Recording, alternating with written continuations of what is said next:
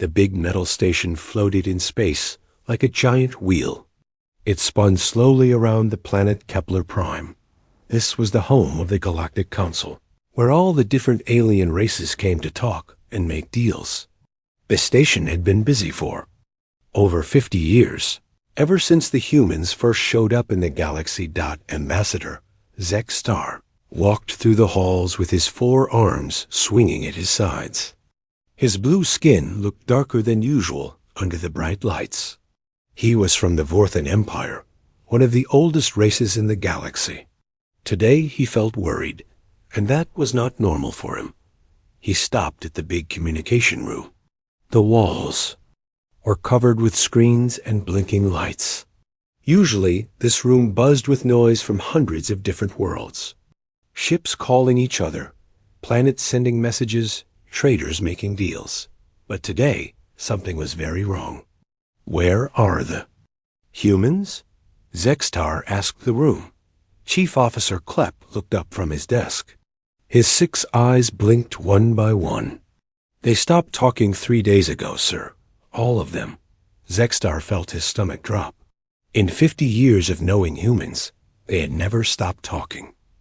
Ever. They were famous for it across the whole galaxy.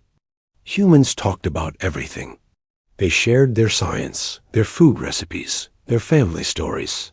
They even talked about their bathroom habits, which made most aliens very uncomfortable. Show me, Zextar said.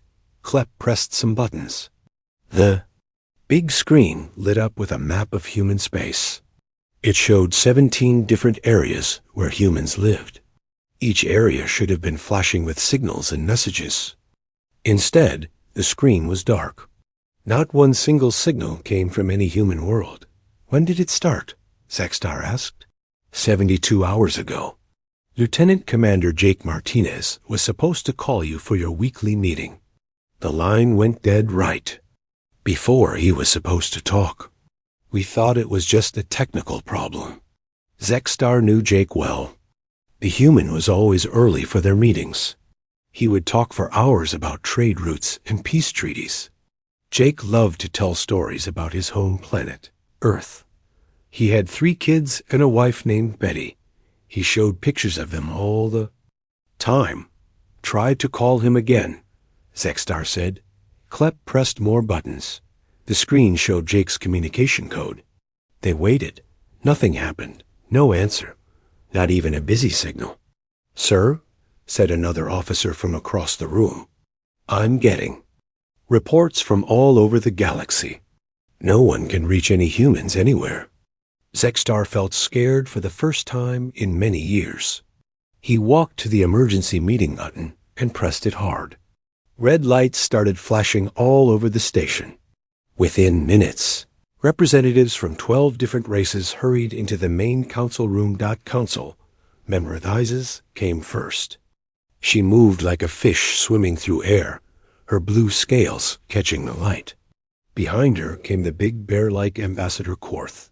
His fur was gray, and he walked on 2 legs like a human. Then came the others, the crystal beings that looked like walking diamonds, the insect people with their clicking sounds, and the tall, thin beings with big heads who could read minds. What is the emergency? Asked Thizes. Her voice sounded like water bubbling. Zextar stood up. The humans have gone silent. All of them. Every world, every ship, every station. They stopped talking 3 days ago. The room became very quiet. Everyone looked at each other with worry. Ambassador Korth spoke first. His voice was deep and rough. That's impossible. Humans never stop talking. My trade partner Lisa Price calls me every day. Yesterday she was in the middle of telling me about some new corn they were growing. The signal just cut off. Same here, said the crystal being named Xylith.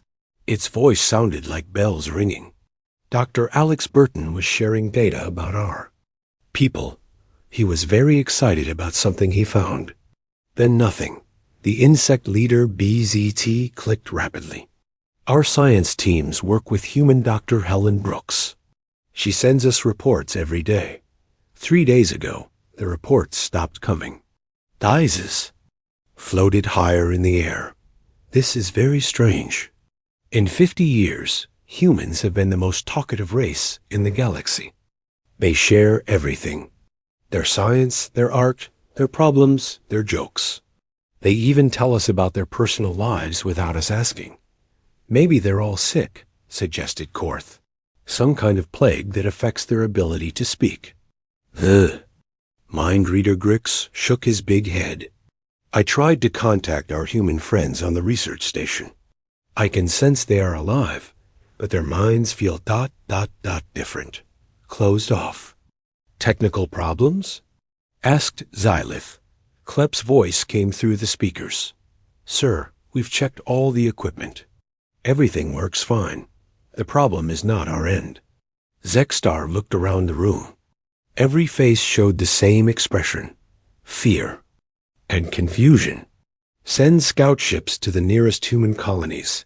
We need to see what's happening. Already done, said Dices. My people are fast swimmers in space. They should reach New Denver Colony in 6 hours. I sent bears to the mining. World Riverside, added Korth. They're tough and can handle anything they find. The crystal being Xylith made a tinkling sound. Our people are going to the science station at Proxima. If there are technical problems, we can fix them. But deep down, everyone in the room knew. This wasn't about technical problems. Something big had happened to humanity. And for the first time in 50 years, the galaxy felt what it was like without human voices filling the silence. The humans had been like the heart of galactic communication. They connected everyone. They were the ones who translated between species that couldn't understand each other. They were the ones who remembered everyone's birthdays and asked about sick family members. They made the galaxy feel like one big community. Now, that heart had stopped beating, and the silence was terrifying. Hours passed slowly. The council members waited for news from their scout ships. Some tried to sleep, but worry kept them awake. Others paced around the station, checking their own communication equipment over and over. Zexstar stood by the big window looking out at space. Stars twinkled in the distance. Somewhere out there, billions of humans were living their lives. But, for some reason, they had chosen to stop talking to the rest of the galaxy. The question that scared him most was simple. Why? 6 hours felt like 6 days. The council members sat in the meeting room, waiting for news from their scout ships. Nobody talked much. The silence from human space had made everyone nervous. Finally, a message came through the speakers. It was Captain Velenon from the Zephyrian scout ship. His voice sounded confused and worried. Council Station, this is Captain Velenon. We have reached New Denver Colony. But what we found makes no sense. Ambassador Zexstar leaned forward. Report, Captain. What did you find? The colony is fine, sir. Better than fine. Everything looks normal. The cities are working. Ships are flying around. People are walking in the streets. The farms are growing food. The factories are making things. It all looks peaceful and busy. Then what's the problem? Asked Dices. They won't talk to us, sir. We sent messages to the colony. No answer. We flew closer and used loudspeakers. No answer. We can see people looking at our ship through telescopes, but they act like we're not here. Korth's deep voice rumbled through the room. Maybe their communication equipment is broken. No, sir, said Velenon. We can see their equipment working. Ships are talking to each other using radio signals. The space station is sending messages to the surface. But when we try to join their conversations, they stop talking and change to different channels. Zexstar felt a chill run down his spine. You mean they're avoiding you on purpose? Yes, sir. When we get close to their ships, they turn away. Not fast, not scared. Just, they change direction and fly somewhere else. Like they don't want to meet us. More reports started coming in from other scout ships. The bear people had reached Riverside Mining Colony. Ambassador Korth listened to his team's report with growing worry. "Same thing here," he told the council. "The mines are working fine. Director Carl Newton is still running things. We can see him through the windows of his office, but he won't answer our calls. 3 months ago, Carl invited my trade team to dinner every week. He loved to cook human food for us. Now he acts like we don't exist." The Crystal people had similar news from the science station. Dr. Helen Brooks was still doing her research. Her team was still working on experiments, but they had stopped sharing their discoveries with the galaxy. "This is impossible," said Xylith. "Helen calls us every day to discuss her work. She gets excited about every small discovery. She treats us like family. Why would she ignore us now?" The insect leader BZT clicked rapidly. "Our people report the same thing from the farming world of Green Valley. The humans are growing more food than ever before, but they won't tell us what they're doing with it." As the day went on, more scout ships sent back reports. Every human world was the same.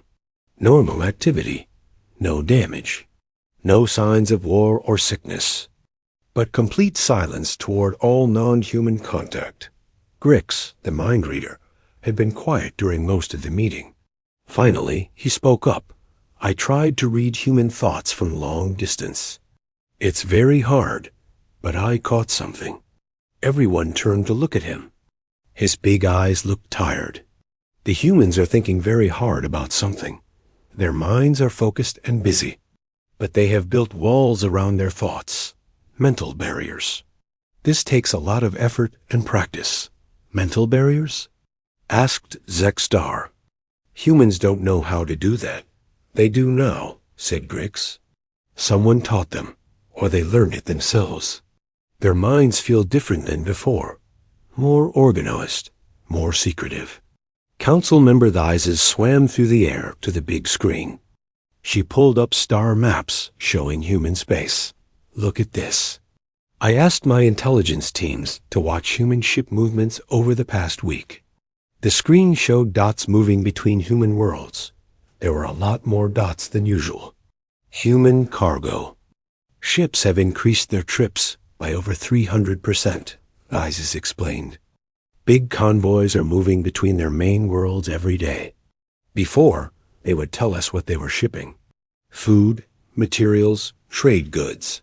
Now we have no idea what's in those ships." Korth stood up and walked to the screen. "That's a lot of movement."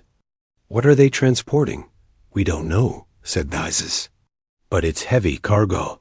The ships are flying slower than usual, like they're carrying something very dense." Xylith's crystal body made worried chiming sounds. "My people have been watching human factories. They've changed what they're making." "Changed how?" asked Zexstar.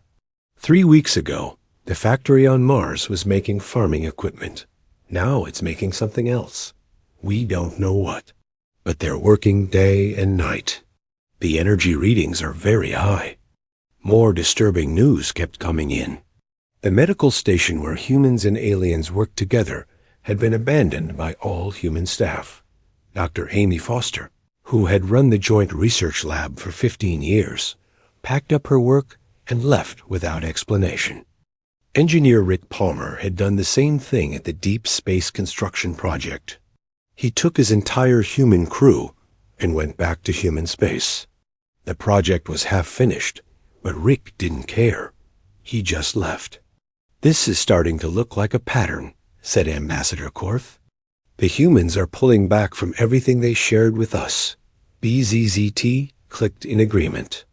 "Our joint farming projects have lost all human workers. The space defense patrols have been handed over to non-human crews. Even the translator services are being shut down." Zexstar felt his worry growing into fear. It's like they're cutting all ties with the rest of the galaxy. "But why?" asked Thizes. "We've been friends for 50 years. We trade together, work together, live together. What changed?" The room became quiet again. Everyone was thinking the same scary thought, but nobody wanted to say it out loud. Finally, Grix spoke in his quiet voice. What if the silence is not because something happened to them? What if they chose to be silent? Chose? Asked Xylith. What if they're hiding something from us? What if they're planning something they don't want us to know about? The words hung in the air like a dark cloud.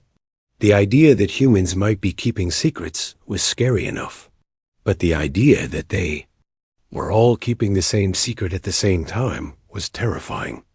For 50 years, the galaxy had trusted humans because they shared everything. They were open and honest about their thoughts, their plans, their problems. Now, suddenly, they had become secretive and distant. We need more information, said Zexstar. Send more ships. Watch everything they do. Count every ship that moves. Record every signal they send to each other. And if they are planning something? Asked Korth.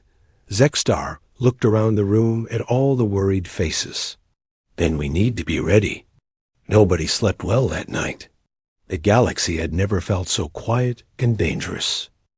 3 weeks had passed since the humans went silent. The Galactic Council had been watching human space every day. What they found made them more scared than before. Intelligence Officer Quinn from the Reptilian Intelligence Service stood in front of the big screen. His scales were green and shiny under the lights. He had been studying human activity for 20 years. Today, his hands shook as he pointed at the data. Council members, we have found something very disturbing, he said. His voice was quiet and serious. Ambassador Zexstar leaned forward in his chair. Show us what you found. Quinn pressed a button. The screen showed numbers and graphs. Human freight movement has gone up by 340%. That means they are moving more than 3 times as much cargo as before. 3 times? Asked Thizes.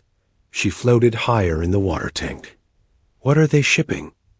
We don't know, said Quinn. Before, humans would tell us everything they shipped. Food to hungry colonies, medicine to sick planets, building materials for new cities.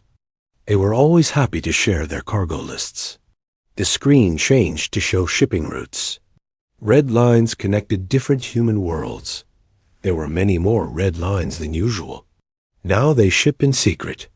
Heavy convoys move between their core worlds every day. The ships fly low and slow, like they are carrying very heavy things. But we have no idea what's inside.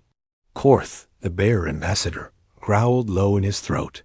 In 30 years of trading with humans, they never hid their cargo from us. Lisa. Price used to joke about how she couldn't keep secrets, even if she tried. It gets worse, said Quinn. He pressed another button. The screen showed pictures of human factories. Human factories have changed what they make. The car factory on Luna used to make vehicles for civilians. Now it makes something else. The food processing plant on Ceres used to make meals for restaurants. Now it makes different products. What kind of products? Asked Xylith. The crystal being's voice sounded worried. We don't know, but look at these energy readings. The screen showed graphs with tall spikes. These factories are using 10 times more power than before. They work 24 hours a day, 7 days a week. No breaks, no maintenance stops. Ambassador Zexstar felt cold. What could they be making that needs so much power? The pattern is the same on every human world, Quinn continued. Factories that made peaceful things now make unknown things. And they all started changing at the same time the humans went silent. Council member Thizes swam closer to the screen. Show us the population movements. Quinn nodded and changed the display. This is the most scary part. Humans are leaving mixed colonies. Places where humans and aliens lived together for decades. The screen showed a space station. It looked empty and dark. This is Harmony Station. For 20 years, humans and 6 different alien species worked together here. They were like one big family. Dr. Amy Foster ran the research labs. She knew everyone's names. She remembered birthdays and helped solve personal problems. "What happened to her?" asked Grix, the mind reader. 3 weeks ago, she packed up all her research and left. She took every human on the station with her. 47 people. They gave no explanation. They just said goodbye and flew away. More pictures appeared on the screen. Empty offices, quiet laboratories, deserted living areas. The same thing happened at the Deep Space Construction Project. Engineer Rick Palmer was building a new kind of space dock with alien partners. The project was half finished. Rick had worked on it for 3 years. Then one day, he stopped work and took all his human crew back to human space. BZZT, the insect leader, clicked rapidly. "Our joint agricultural research has lost all human scientists. They grew food together with us for 15 years. They shared seeds and farming methods. Now they act like they never knew us." Captain Nina Walsh did the same thing, added Korth. She commanded the joint patrol fleet that protected the neutral zone. Humans, bears, and crystal beings working together to keep peace. Nina was a good leader. Everyone trusted her. "What did she do?" asked Zextar. "She gave command to her second-in-command and left. Her ship, the Defiance, went to the Tau Ceti system.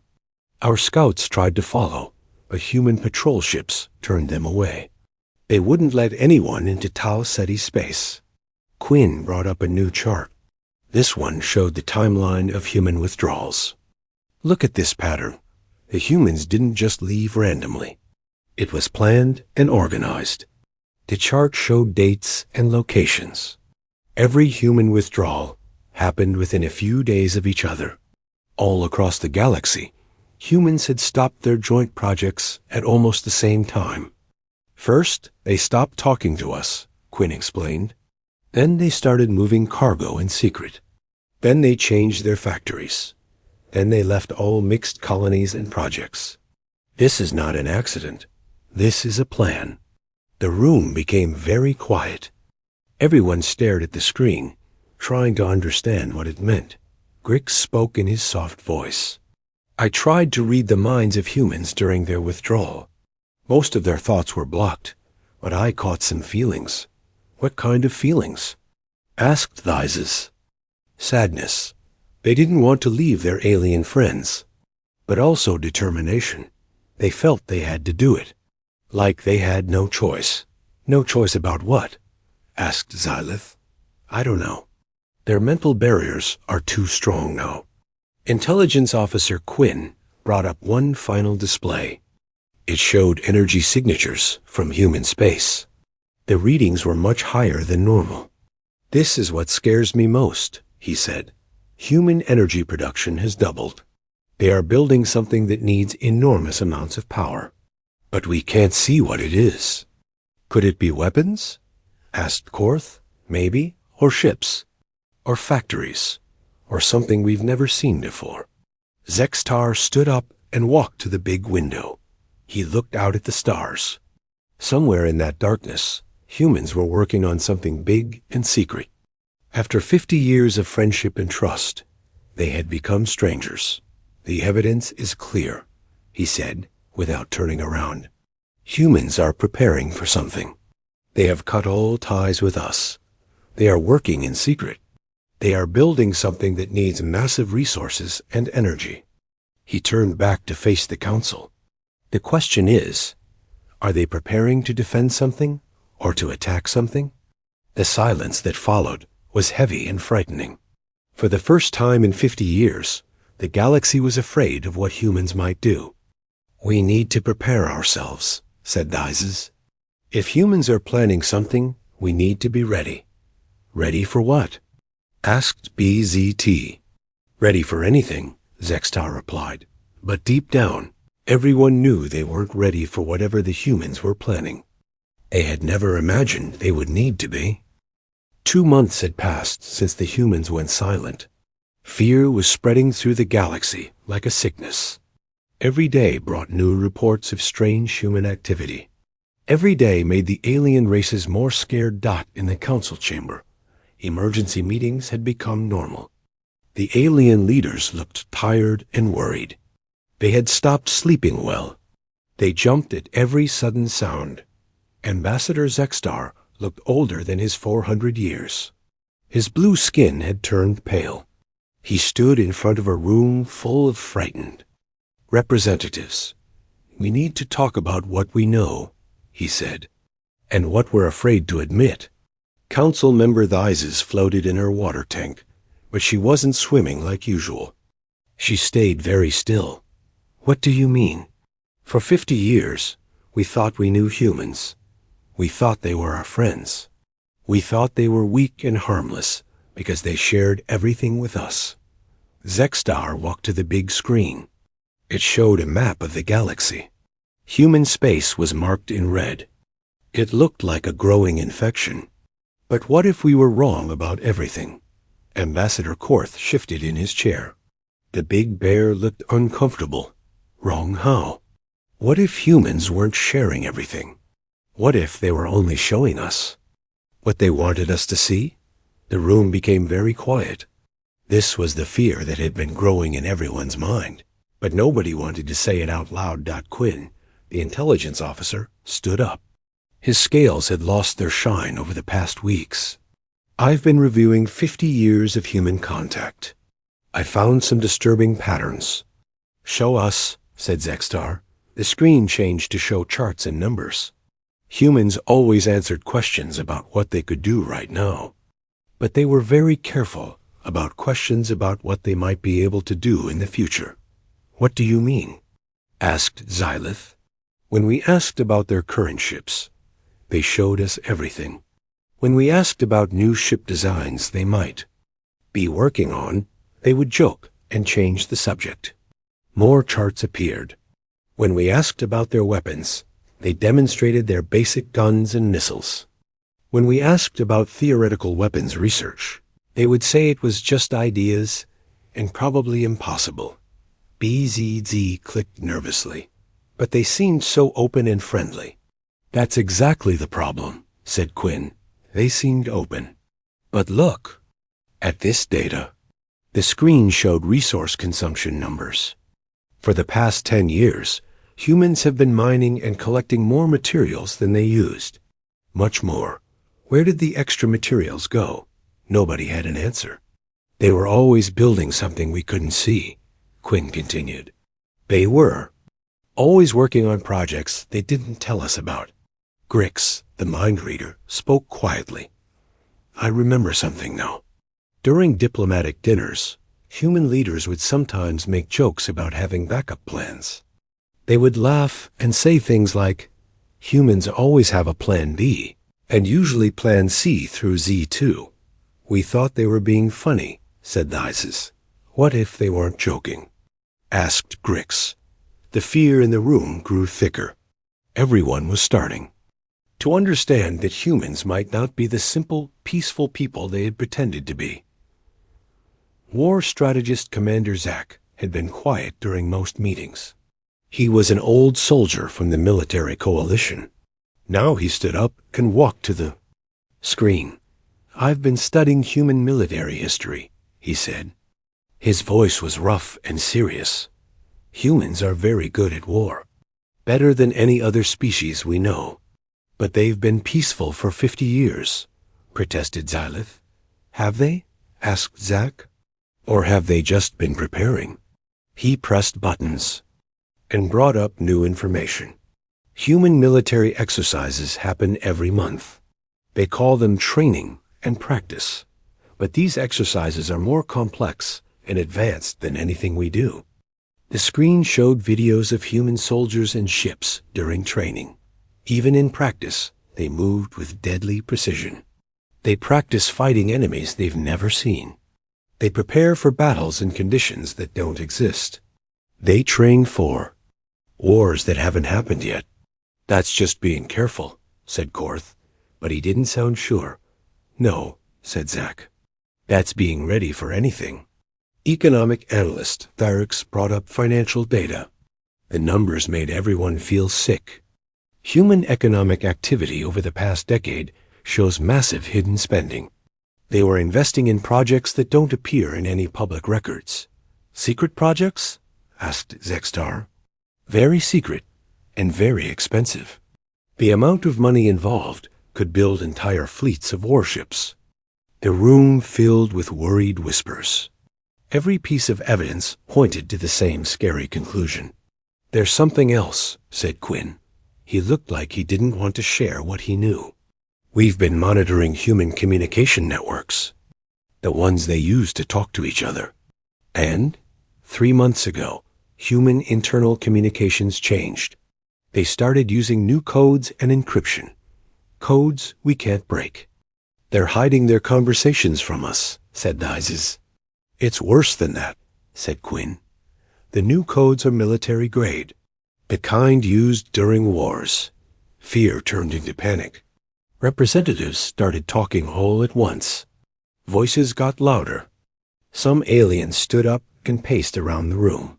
Quiet, shouted Zextar. We need to think clearly. But thinking clearly was hard when everything they believed had been turned upside down. Let's say you're all right, said Ambassador Korth. Let's say humans have been lying to us for 50 years. Let's say they've been secretly preparing for war. The question is, war against who? The room became silent again. That was the question that terrified everyone. Maybe war against us, whispered Xylith. The words hung in the air like poison gas. War against the galaxy. War against everyone who had trusted humans and considered them friends. We've shared our technology with them, said BZT. They know our weaknesses. They know our military capabilities, added Zack. They've seen our defenses. They know where all our important worlds are located, said Dizes. And we know almost nothing about what they can really do, finished Quinn. Zextar sat down heavily. The weight of their situation was crushing. For 50 years, the galaxy had trusted humans completely. Now they realized that trust might have been the biggest mistake in galactic history. What do we do? Asked someone. We prepare, said Zack. We get ready for the worst. Ready for war with humans? Asked Korth. Ready for whatever they're planning. But everyone in the room knew the truth. They weren't ready. They had never imagined they would need to be ready for war with humanity. The species they had trusted most might be their greatest enemy. Outside the station, stars shined in the darkness. Somewhere among those stars, humans were working on their secret plans. The galaxy had never felt so dangerous and uncertain. The moment humans went silent, the galaxy had lost its innocence. Fear had replaced trust. Suspicion had replaced friendship, and nobody knew what would happen next. Day 67 of the silence started like any other. The council members sat in their meeting room, tired and scared. They had been talking about defense plans and emergency preparations. Everyone expected another day of fear and uncertainty. Then, something impossible happened. Every communication device in the galaxy turned on at the same time. Not just human devices. Every screen, every radio, every communication system known to any species suddenly came to life. The alien leaders jumped in surprise. Lights flashed on devices that had been turned off. Speakers crackled to life in rooms that had been quiet. Emergency alarms started ringing because so many systems activated at once. What's happening? Shouted Ambassador ZEX single quotes Tardot before anyone could answer. A human voice filled every speaker in the galaxy. It was calm and clear. The voice belonged to a human woman. Citizens of the galaxy, this is Director General Patricia Lane of the Human Colonial Authority. We apologize for our recent silence. It was necessary. The alien leaders stared at their screens in shock. The voice was coming from everywhere at once. Every world, every ship, every space station in the galaxy was hearing the same message. 67 days ago, our deep space monitoring stations detected an approaching threat. This threat requires immediate action from all galactic citizens. Pictures appeared on every screen. They showed dark space far beyond the galaxy's edge. In that darkness, strange shapes moved between the stars. Long-range sensors have identified a fleet of unknown vessels approaching from outside our galaxy. Our calculations show they will arrive in 14 months. The picture zoomed in on the approaching shapes. They were huge, bigger than any ships the galaxy had ever seen. They moved in perfect formation through the empty space between galaxies. The approaching fleet consists of approximately 10,000 vessels. Each ship measures between 50 and 200 kilometers in length. Their technology operates on principles we do not recognize. Ambassador Korth felt his breath catch. In his throat, ships 200 kilometers long. That was bigger than most moons. These vessels destroyed 3 of our automated probe systems when they encountered them. Their weapons left no debris. The probes simply vanished. Based on this behavior, we must assume hostile intent. More pictures filled the screens. They showed the remains of destroyed probe systems. Or rather, they showed where probe systems used to be. Now there was only empty space. Our analysis indicates this fleet could overwhelm current galactic defenses within weeks of their arrival. Every inhabited world would be at risk. Immediate preparation is required to ensure our survival. The alien leaders looked at each other with growing understanding and horror. The humans hadn't been preparing for war against the galaxy. They had been preparing to defend it. During our period of silence, humanity converted our entire civilization to emergency production. We developed new defensive technologies, established weapons manufacturing facilities, and created strategic resource stockpiles. New pictures appeared. They showed massive human shipyards building enormous vessels, weapons factories working, day and night, mining operations on a scale never seen before. We maintained communication silence to prevent panic and to avoid alerting any potential enemy agents who might be operating within our galaxy. Director General Lane's voice remained steady and professional, but there was something else in it. Now, determination. Resolve. We chose to bear this burden quietly, rather than create fear and chaos throughout the galactic community. We believed it was our responsibility to prepare defenses before sharing this information. The screens showed human colonies transformed into military production centers. The peaceful farming worlds had become weapons factories. The research stations had become strategic planning centers. We now invite all galactic species to join our coordinated defense effort. Detailed technical specifications for new defensive technologies will be transmitted to all council members within 1 hour. Ambassador Zexstar felt tears running down his face. For 2 months, the galaxy had feared and suspected humans. Whole time, humans have been working to save everyone. Production facilities will be shared based on each species' capabilities and strategic positions. We have prepared manufacturing centers on neutral worlds where all species can contribute to our common defense. The images changed to show defense platforms under construction, massive weapon systems being assembled, shield generators that could protect entire star systems. We understand our silence caused concern and fear. We are sorry for any distress we caused our galactic neighbors and friends. But we believed secrecy was necessary to maximize our preparation time. Councilmember Thizes was crying too. Her water tank overflowed as she shook with emotion. The approaching fleet will be here in 14 months. Together, we have time to prepare. Alone, none of us could survive. But united, with combined resources and knowledge, we can defend our home. The technical specifications started flooding into council computers.